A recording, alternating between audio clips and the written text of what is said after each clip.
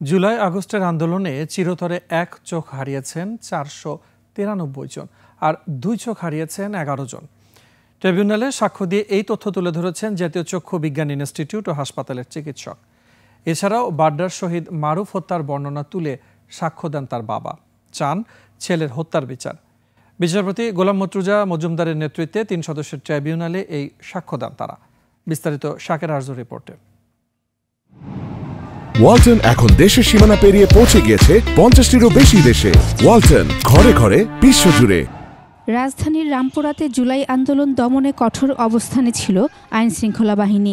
সোমবার ট্রাইব্যুনালে সাক্ষ্য দেন ওই এলাকায় গুলিবিদ্ধ শহীদ মারুফের বাবা। বলেন, 19 জুলাই বিকেলে গুলিবিদ্ধ হয় তার ছেলে। পরে আহত সন্তানকে অ্যাম্বুলেন্সে করে মেডিকেলে নিতে গেলে বাধার মুখে পড়েন। বিজেপি, আওয়ামী লীগ, ছাত্রলীগের লোকজন গুলি করে।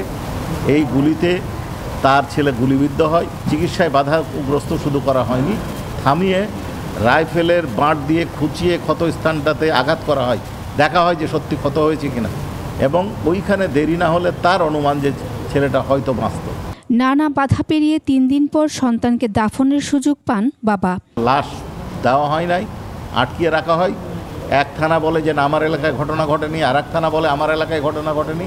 2 থানা, রামপুরা এবং বাড্ডা থানার। এরই কারণে 2 দিন দেরি করে তার পোস্টমর্টম সম্পন্ন হয়। সে লাশ পাওয়ার পরে দাফন করেছে।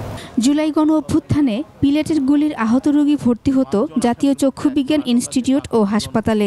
এই বিষয়ে বর্ণনা তুলে ধরে সোমবার সাক্ষ্য দেন জাতীয় চক্ষু বিজ্ঞান ইনস্টিটিউটের 2 চিকিৎসক। চোখ হারা যে আহত ব্যক্তিরা ছিল, যারা অধিকাংশই পিলেট এবং বুলেট বিদ্ধ ছিল, তাদের যে চেহারার বিভৎসতা তার বর্ণনা দিয়েছে। 1000-এরও বেশি গুলিবিদ্ধ ব্যক্তি চক্ষু চিকিৎসার জন্য তাদের কাছে উপস্থিত হয়েছে।